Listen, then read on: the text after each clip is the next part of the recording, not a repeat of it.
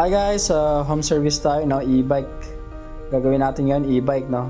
Hindi lang po tayo sa motor kundi sa e-bike, no? Mostly halos lahat ng electrical concern. So ito problema na ito, makikita nyo, wala siyang park light, brake light, hazard. So ito po yung problema.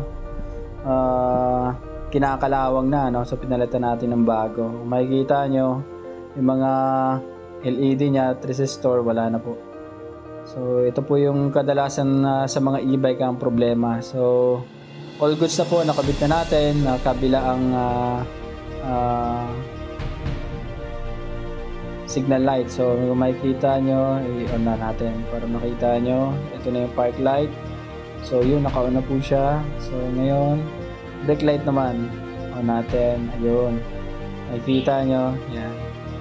So all goods na po. So yung hazard naman, yan.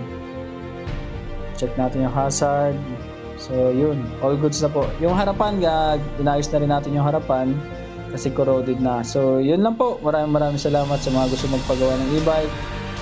Feel free lang po na kontakin tayo. Salamat.